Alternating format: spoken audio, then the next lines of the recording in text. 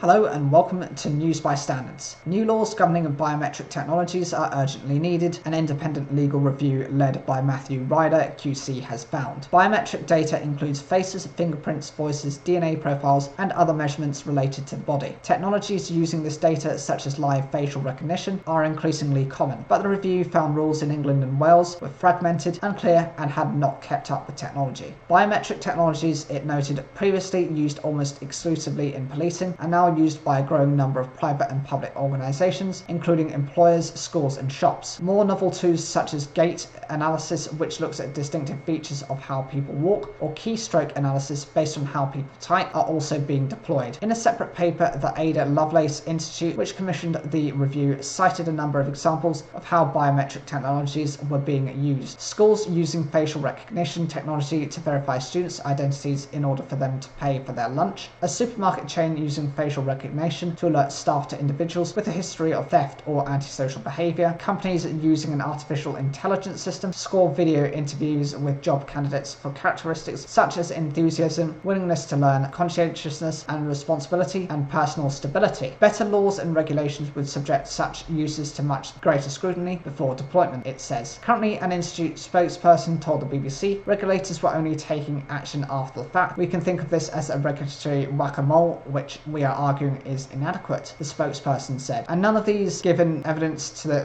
review thought the current legal framework fit for purpose. A range of laws influence how biometric data can be collected and used, including the Human Rights Act 1998, the UK General Data Protection Regulations, the Data Protection Act 2018, Police and Criminal Evidence Act 1984, Protection of Freedoms Act 2012, the Terrorism Act 2000, Investigatory Powers Act 2016, and the Equality Act 2010. Matthew Ryder, QC, who wrote the review, said the current legal regime is fragmented, confused, and failing to keep pace with technological advances. We urgently need an ambitious new legislative framework specific to biometrics. We must not allow the use of biometric data to proliferate under inadequate laws and insufficient regulations. The Institute is now calling for changes including comprehensive legislative governing the use of biometric technologies, oversight by a national, independent, and properly resourced regulatory body, a requirement for technology to meet standards of accuracy, reliability, and validity and proportionality, moratorium on systems capable of mass identification or classification in the public sector until legislation is passed. The review also made several recommendations concerning live facial recognition, where a camera system matches faces to a watch list. A number of police forces have deployed LFR, including the Metropolitan Police and South Wales Police. The latter successfully challenged in court. The review said a legally binding police code of practice governing LFR was needed, and all other use in public should be suspended until there was one covering the private sector. Biometrics and Surveillance Camera Commissioner Professor Fraser Sampson echoed the report's call for improvement, saying it needed to be comprehensive,